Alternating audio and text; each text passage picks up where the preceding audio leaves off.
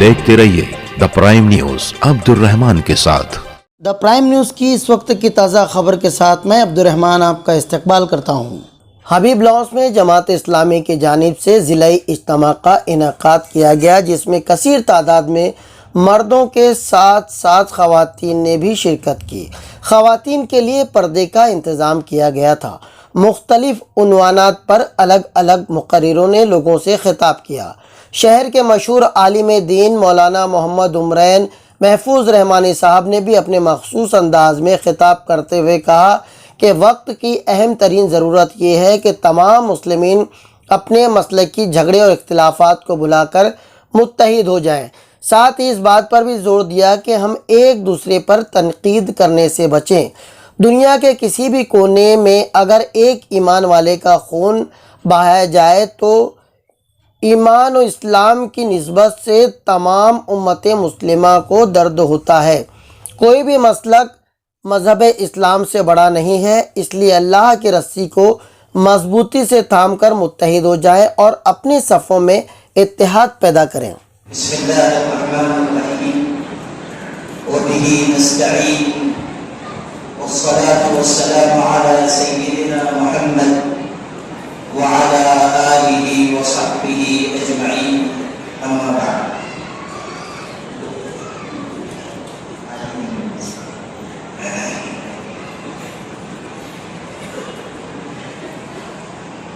قابل احترام علماء کرام،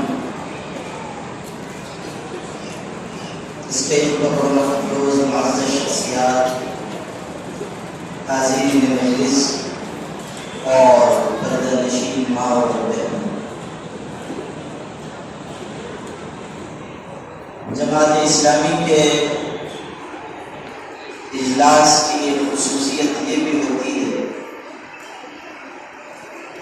کہ یہاں ہر ایک کے لیے وقت مقرر ہوتا ہے،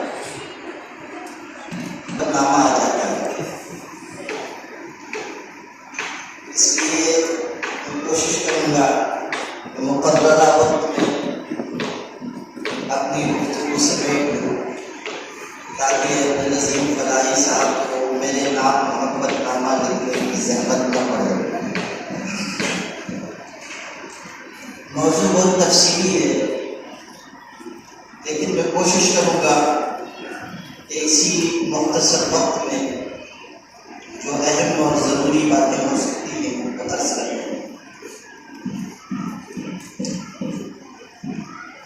آپ نے دیکھا ہوگا کہ جب سیلاب آتا ہے تو بسا اوقات کسی لکڑی کے تختے پر، کسی درخت پر سانپ اور نیولا ایک ساتھ اکٹھا ہو گئے۔ آپ نے دیکھا ہوگا کہ آفات ارضی و سماوی کے وقت بھیڑیا اور بکری ایک گھاٹ پر جمع ہو جاتے۔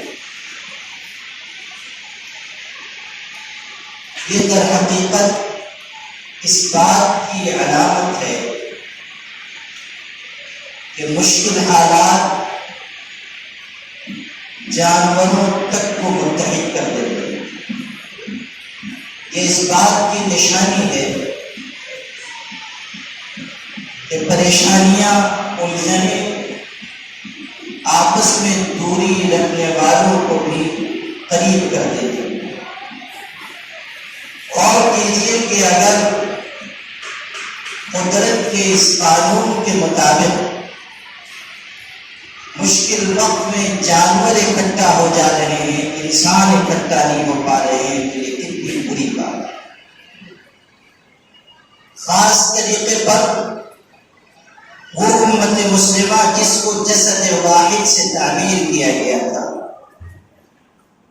جس کے بارے میں یہ بتایا گیا کہ وہ ایک جسم کی مانند ہے، اگر پیر کے تلوے میں کانٹا چبھے گا تو دل میں اس کی کسک محسوس ہوگی۔ برازیل اور افریقہ میں رہنے والا کوئی مسلمان ہو، ہندوستان کے مسلمان سے اس کا کلمے کی بنیاد پر رشتہ قائم کر دیا۔ وحدت کلمہ کی زنجیر میں تمام دنیا کے مسلمانوں کو ایک دوسرے سے جوڑ کر رکھا، اور حضرت نبی کریم صلی اللہ علیہ وسلم نے اعلان فرمایا، مثل المؤمنین فی توادہم وتراحمہم وتعاطفہم کمثل الجسد۔ تمام دنیا کے مسلمان آپس کی رحم دلی محبت کے اعتبار سے ایک جسم کی مانی۔ اب غور کر لیجیے کہ اگر ان تعلیمات کے باوجود ہم اختلاف میں پڑیں، ان تعلیمات کے باوجود ہم انتشار کی طرف جائیں، تو اس سے ہمارا اور امت کا کتنا بڑا نقصان ہوگا۔ یہ ہلاکت کی راہ۔ سیدنا عبداللہ ابن عمر رضی اللہ عنہ نقل کرتے ہیں، نبی کریم صلی اللہ علیہ وسلم حجرے میں تھے، دو صحابہ میں آپس میں قرآن مجید کی ایک آیت کے بارے میں اختلاف ہوا، اور آپس میں وہ گفتگو کرنے لگے، آواز بلند ہو گئی۔ آپ حجرے سے باہر تشریف لائے اور آپ نے ارشاد فرمایا، اختلاف سے باز رہو، تم سے پہلے کی امتوں کو جس چیز نے ہلاک کیا ہے وہ کتاب کے بارے میں ان کا آپس کا اختلاف ہے۔ یہی چیز ہے جس نے ہلاکت سے دوچار کیا۔ اس راستے پر تم نہ جاؤ، فرقوں میں جماعتوں میں تقسیم نہ ہو جاؤ۔ اللہ کا اعلان ہے، وَاعْتَصِمُوا بِحَبْلِ اللَّهِ جَمِيعًا وَلَا تَفَرَّقُوا۔ اللہ کی رسی کو مضبوطی سے تھام لو اور آپس میں اختلافات میں نہ پڑو، جماعتوں میں، فرقوں میں، گروہوں میں تقسیم نہ ہو جاؤ۔ اگر ایسا کرو گے، لا تنازعوا فتفشلوا وتذهب ريحكم واصبروا۔ اگر اختلاف کرو گے، انتشار کی راہ پر جاؤ گے، نقصان یہ ہوگا کہ تمہاری ہیبت دشمنوں کے دل سے نکل جائے گی، تم ناکام ہو جاؤ گے، تمہارا روب اور دبدبا ختم ہو جائے گا، تم اپنے دشمنوں کے مقابلے میں کھڑے نہیں ہو سکو گے۔ یاد رکھیے گا، جب ہم اپنی صلاحیت، اپنی قوت، فکری، عملی، علمی قوت جب ہم آپس کے اختلافات پر خرچ کریں گے تو ہم اپنے دشمنوں کے مقابلے میں کس طرح مضبوطی سے کھڑے ہو سکیں۔ ہمیں تو یہ سکھایا گیا کہ رحماء بینہم، آپس میں ہم رحم دل بن جائیں، ایک دوسرے کو برداشت کریں، ایک دوسرے کی غلطیوں کو نظر انداز کریں، اشداء علی الکفار، اور دشمنوں کے مقابلے میں سختی اختیار کریں، دشمنوں کے مقابلے میں ہم مضبوطی اختیار کریں۔ یہ ہمیں سکھایا گیا۔ ہر حالت میں ملت سے اپنے رابطے کو استوار رکھیں۔ اقبال نے یہی تو کہا تھا، ملت سے ربط اپنا استوار رکھ، پیوستہ رہ شجر سے امید بہار رکھ۔ الگ الگ اپنی اپنی ڈیڑھ اینٹ کی مسجد نہ بنائیں، اس لیے کہ موج کی طاقت اسی وقت ہے جب وہ دریا کے اندر ہو۔ جب موج انفرادی حیثیت اختیار کرتی ہے تو موت کا پیغام اسے سننے کو ملتا ہے۔ فرد قائم ربط ملت سے ہے تنہا کچھ نہیں، موج ہے دریا میں اور بیرون دریا کچھ نہیں۔ موج دریا میں اپنی تندی، روانی، طاقت اور تیزی دکھا سکتی ہے، دریا کے باہر نہیں۔ میرے بھائیوں، اس وقت جبکہ چاروں طرف سے اس ملت پر یلغار ہے، ہماری اور آپ کی بنیادی ذمہ داری ہے کہ ہم اتحاد، اتفاق کو اختیار کریں۔ کیا عملی راہیں ہو سکتی ہیں؟ ان پر بھی چند اہم نکات میں پیش کرنا چاہتا ہوں۔ سب سے پہلی اور بنیادی بات، جو اتحاد کی بنیادیں ہیں، ہم انہیں زیادہ سے زیادہ بیان کریں، واضح کریں۔ اختلافات تھوڑی چیزوں میں، زیادہ تر فروعی چیزوں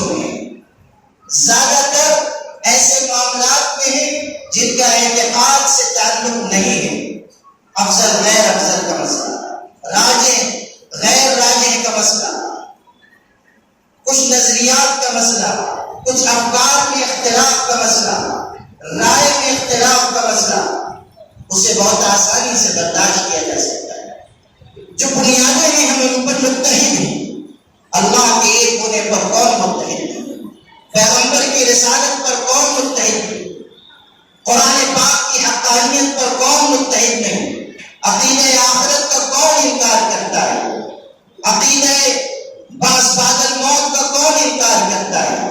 سارے مسلمانوں کے فرقے، ساری مسلمانوں کی جماعتیں متحد، اختلاف چند چیزوں میں لیکن انہیں زیادہ بیان کیا جا رہا ہے، اتحاد زیادہ چیزوں میں، ان کا اظہار کم ہو رہا ہے۔ اس لیے یہ بات محسوس ہوتی ہے کہ مسلمانوں میں اختلاف زیادہ ہے۔ یہ چھوٹی چھوٹی باتوں میں ہم زیادہ الجھاؤ اختیار کرتے ہیں، جس کی وجہ سے آپس میں دوریاں پڑتی ہیں۔ اتحاد کی بنیادوں کو زیادہ واضح طریقے سے بیان کیجیے، بار بار بیان کیجیے، خاص و عام میں بیان کیجیے، تاکہ لوگ یہ محسوس کریں کہ ہم میں اتفاق زیادہ ہے، اختلاف کم ہے۔ اور جن چیزوں میں ہمارے درمیان اختلاف ہے، ان اختلافات کے باوجود ہم ایک دوسرے کو برداشت کر سکتے ہیں۔ ایک انگریزی ضرب المثل ہے جس کا مفہوم یہ ہے کہ آؤ ہم اس بات پر اتفاق کر لیں کہ ہمارے درمیان اختلاف، اس پر بھی اتفاق ہو سکتا ہے کہ ٹھیک ہے ہماری اور آپ کی رائے میں کچھ فرق ہے، لیکن اس کے باوجود ہم ساتھ چل سکتے ہیں، ہم ایک ملت بن سکتے ہیں، ہم ملت کو اجتماعیت سے ہم کنار کر سکتے ہیں۔ اسی طرح جو فروعی مسائل ہیں، فروعی اختلافات ہیں، ان میں آپس میں جھگڑے نہیں، مسلک چلنے کے لیے ہے، لڑنے کے لیے نہیں۔ مسلک چلنے کی چیز ہے، لڑنے کی چیز نہیں۔ حکیم الاسلام قاری طیب صاحب کی ایک بات آپ کو سناتا ہوں، فرماتے تھے مذہب تو تبلیغ کے قابل ہے، مسلک عمل کے لیے ہے، تبلیغ کے لیے نہیں۔ مذہب کی تبلیغ کی جائے، دین لوگوں کے سامنے پیش کیا جائے، مسلک راستہ ہے جس پہ چلا جائے۔ ہم لوگوں نے کیا ہے کہ مذہب پیچھے، مسلک آگے۔ اگر یہ چیز ہوگی تو پھر سمجھ لیجیے کہ ہم اس ملک میں اور دنیا میں پنپ نہیں سکتے۔ آپس کے اختلاف ملتوں کے بڑھتے ہوئے قدموں کو روک دیتا ہے۔ کسی بھی ملت کی زندگی اور اس کی بقا، اس کا وجود اور اس کی تعمیر و تشکیل اتحاد و اتفاق پر مبنی ہے۔ اگر یہ چیز نہ رہی، ملت اپنے قدموں پہ کھڑی نہیں رہ سکتی، ملت آگے نہیں بڑھ سکتی۔ چھوٹی چھوٹی باتوں میں ہم کتنے اختلافات کرتے ہیں، معمولی چیزیں۔ مولانا کرامت علی دیوبندپوری بہت بڑے عالم تھے، سفر کرتے ہوئے ایک علاقے میں پہنچے، پتہ چلا کہ بہت اختلاف مسلمانوں میں۔ اختلاف کس بات میں؟ علماء کی ایک جماعت کہہ رہی ہے الو حلال ہے، ایک جماعت کہہ رہی ہے الو حرام ہے، اور دونوں کے پیچھے عوام کا جمع غفیر، ایک الو حلال ایک الو حرام، اور اختلاف۔ جب یہ پہنچے تو یہ فیصلہ ہوا کہ یہ بہت بڑے عالم ہیں، ان سے ہم فیصلہ کروا لیتے ہیں۔ دونوں فریق حاضر ہوئے، دونوں نے دلائل پیش کی۔ اس کے بعد کہا حضرت آپ فیصلہ فرما دیجیے۔ حضرت نے کتنا خوبصورت جواب دیا، ایک جملہ کہا، فرمایا میں ان لوگوں کے جھگڑے میں پڑنا نہیں چاہتا۔ خیال کرنا، ایک جملہ کہا، میں ان لوگوں کے جھگڑے میں پڑنا نہیں چاہتا۔ اور بات بالکل واضح ہے کہ جو ملت کے اہم مسائل کو چھوڑ کر، ملت کی تعمیر و تشکیل کو چھوڑ کر آپس کی ان چیزوں میں پڑے، اس سے بڑا احمق اور بیوقوف اور کون ہو سکتا ہے؟ اس سے بڑھ کر نادان اور کون ہو سکتا ہے؟ جب ملت اسلامیہ کو صفحہ ہستی سے مٹانے کی کوششیں ہو رہی ہوں، اس وقت آپ کو زیب دیتا ہے کہ آپ ان معمولی چیزوں کے سلسلے میں اختلاف کریں، عوام میں تفریق پیدا کریں، انتشار کی فضا قائم کریں، ہرگز نہیں۔ اگر آپ یہ سمجھتے ہیں کہ آپ یہ کر کے اسلام کے ساتھ وفاداری نبھا رہے ہیں تو سمجھ لیجئے کہ اس سے بڑھ کر غداری اور کچھ نہیں ہو سکتا۔ ملت کے ساتھ بے وفائی اس سے بڑھ کر اور کچھ نہیں ہو سکتی۔ فروعی مسائل میں نہ الجھیے۔ ٹھیک ہے، کسی مسئلے میں اگر آپ کی رائے مختلف ہے، آپ اپنے ذوق کے مطابق عمل کیجیے، آپ کے لیے گنجائش۔ حضرت نبی کریم صلی اللہ علیہ وسلم کے دور میں حضرت عبداللہ ابن مسعود اور ایک صحابی میں قرآن پاک کی ایک آیت کے بارے میں اختلاف ہوا۔ وہ ایک قرت سے پڑھ رہے ہیں، یہ دوسری قرت سے پڑھ رہے ہیں، یہ کہتے ہیں تم غلط پڑھتے ہو، وہ کہتے ہیں تم غلط پڑھتے ہو۔ حضرت کی خدمت میں معاملہ آیا، آپ نے فرمایا کلاہما محسن، دونوں ٹھیک پڑھتے، دونوں ٹھیک پڑھتے ہو۔ آپ نے دونوں کو کی تصویر فرمائی اور واپس کر دیا اور فرمایا اختلاف سے بچو، آپس کے اختلاف نقصان پہنچانے والا ہے۔ دونوں کو آپ نے کہا ٹھیک۔ غور کر لیجئے کہ ہمیں کیا سبق دیا ہے۔ پھر یہ بات بھی ذہن میں رکھیے کہ اتحاد کے لیے ضروری ہے کہ ہم نرمی اختیار کریں، معاملات میں نرمی، آپس کے تعلقات میں نرمی۔ حضرت نبی کریم صلی اللہ علیہ وسلم کی مسجد میں ایک صاحب پیشاب کر رہے ہیں، آپ دیکھ رہے ہیں، صحابہ ان کو تنبیہ کرنا چاہتے ہیں، لیکن آپ کہتے ہیں رہنے دیں، پیشاب کرنے دیں۔ جب پیشاب کر چکا آپ نے قریب بلایا، بڑی نرمی سے سمجھایا، اتنی نرمی سے ایک روایت میں ہے کہ وہ شخص اس وقت تک مسلمان نہیں ہوئے تھے، اس نرمی کو دیکھ کر مسلمان ہوئے۔ غور کیجیے، نرمی، محبت۔ ایک صحابی ہے خوات ابن جبیر، حضرت نے ان کو دیکھا پہلے زمانے میں، یعنی اسلام سے پہلے، کہ وہ عورتوں کی جماعت کے ارد گرد ہیں۔ حضرت کو یہ بات پسند نہیں آئی تو آپ نے فرمایا یہاں تم کیا کر رہے ہو؟ انہوں نے کہا حضرت میرا ایک اونٹ بھٹک گیا تھا، اس کو تلاش کر رہا ہوں، یعنی بہانہ کیا۔ حضرت نے ان کو کہا کہ یہاں سے چلے جاؤ، ہو گیا۔ بعد میں جب وہ مسلمان ہوئے، بہت نیک ہوئے، پرہیزگار ہوئے، تو حضرت صلی اللہ علیہ وسلم اس واقعے کی طرف اشارہ کر کے ان سے مذاق کرواتے تھے، بے تکلفی سے کہتے تھے ارے وہ تمہارا بتک جانے والا وہ کدھر گیا؟ تو وہ کہتے تھے قیدہ الاسلام، اللہ کے رسول اس کو اسلام میں قید کر دیا۔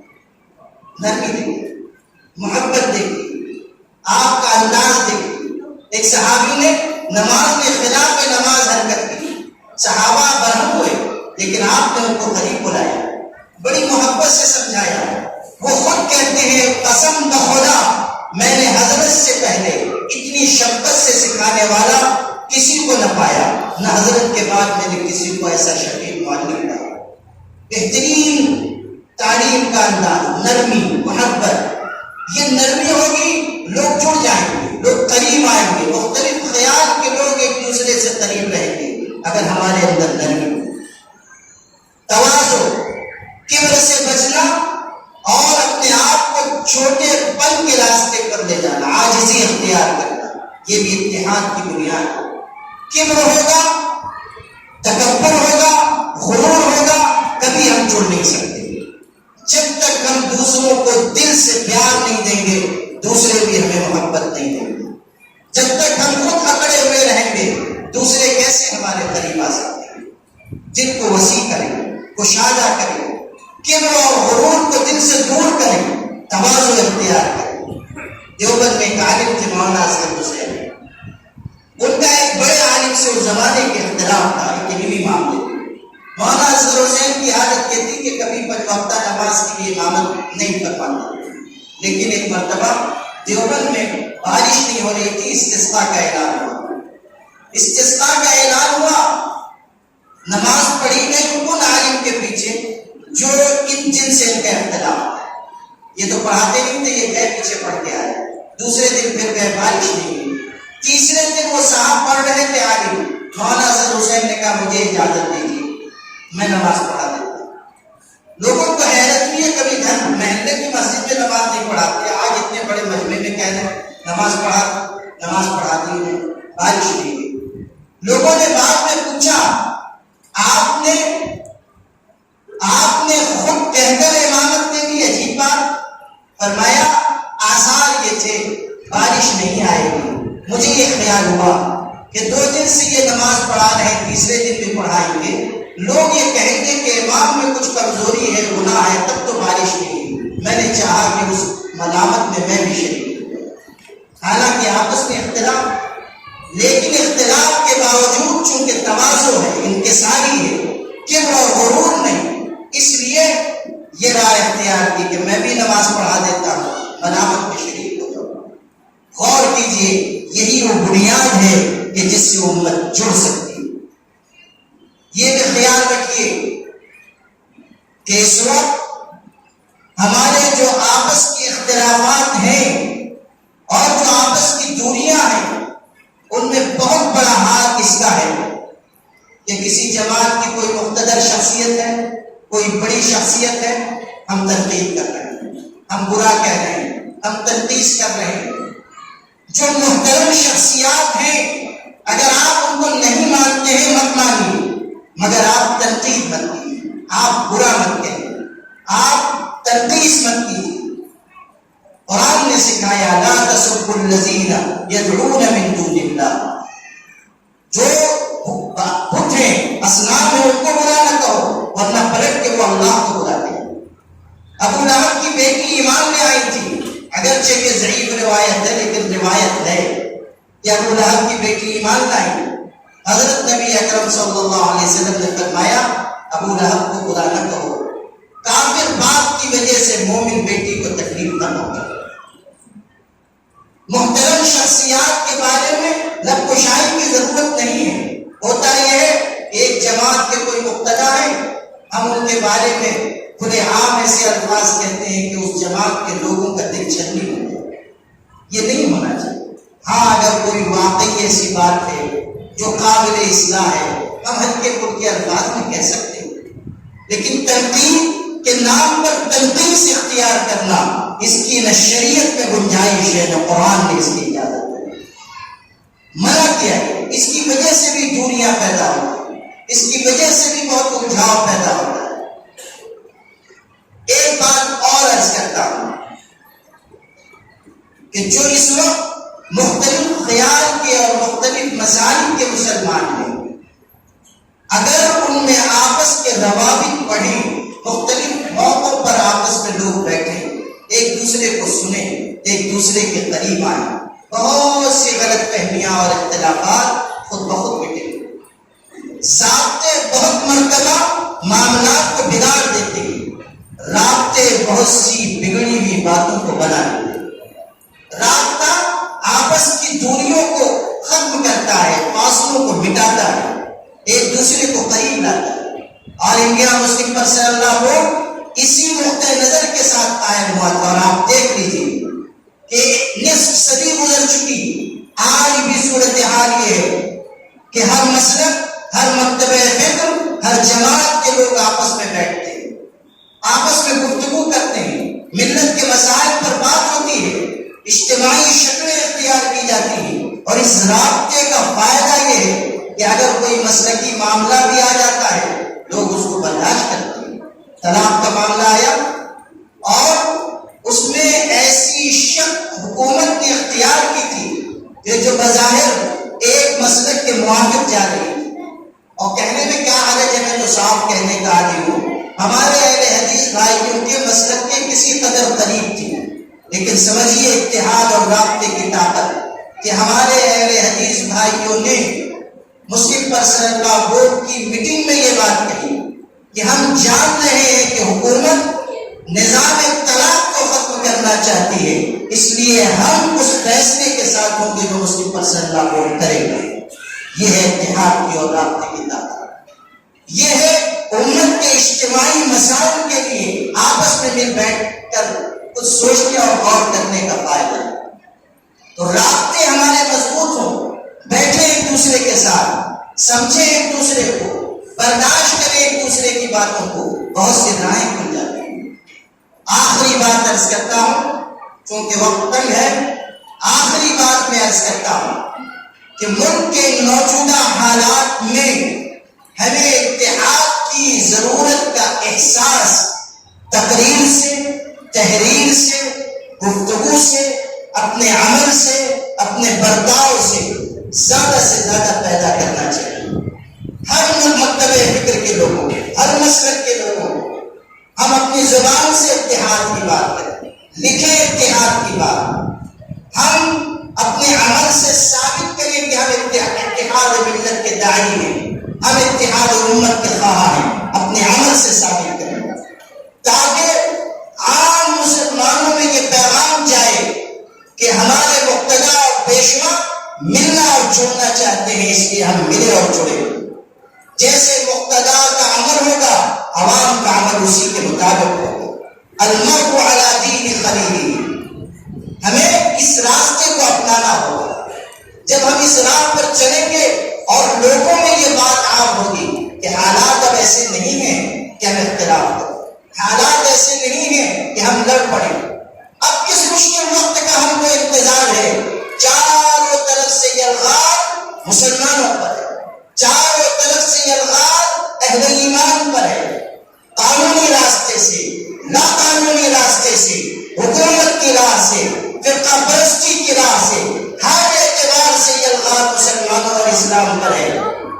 اور ایک بات میں ضرور یہاں کہنا چاہوں گا، بعض وقت مسلمانوں میں اور جوانوں میں خاص طریقے پر احساس کمتری پیدا ہوتا ہے کہ کیا بات ہے کہ سب ہمارے پیچھے لگے ہوئے ہیں، اسلام اور مسلمانوں کے پیچھے لگے ہوئے ہیں، جس کو دیکھیے ہمیں ہی ستا رہا ہے. یہ کیا بات ہے؟ کبھی کبھی لوگ خوفزدہ ہونے لگ جاتے ہیں. یاد رکھیے، اگر یہ صورتحال ہے کہ عالم میں یہودی ہمارے پیچھے لگے ہیں، عیسائی ہمارے پیچھے لگے ہیں، صہیونی ہمارے پیچھے لگے ہیں، ملک میں فرقہ پرست طاقتیں ہمارے پیچھے لگی ہیں، مختلف تہذیبوں کے لوگ ہمارے پیچھے لگے ہوئے ہیں، تو یہ اس بات کی علامت ہے کہ یہ سب پیچھے ہیں اور اسلام آگے ہے. یہ سب پیچھے ہیں، مسلمان آگے ہے. یہ ہے وہ نقطہ جس کو سمجھنا ضروری ہے. اور یہ بھی سمجھ لیجئے کہ یہ سب سارے کے سارے اسلام ہی کے پیچھے اس لیے لگے ہوئے ہیں کہ ساری دنیا میں اگر نظریات کا مقابلہ کرنے کی طاقت کسی دین میں ہے تو اسلام میں ہے. اگر مختلف نظریات کو ختم کر کے اپنے نظریے کو غالب کرنے کی صفت کسی دین میں ہے، اسلام میں ہے. دنیا کا کوئی نظریہ ہو، دنیا کا کوئی نظام ہو، دنیا کی کوئی تہذیب ہو، دنیا کا کوئی کسی ملک کا قانون ہو، وہ اسلام کے نظریات کے مقابلے میں نہ آ سکا ہے اور نہ آ سکتا ہے. اسلام سے اگر دنیا کو تکلیف ہے تو صرف اس لیے کہ اسلام کے پاس وہ نظام ہے جو سارے عالم پہ چھا جانے کی طاقت رکھتا ہے.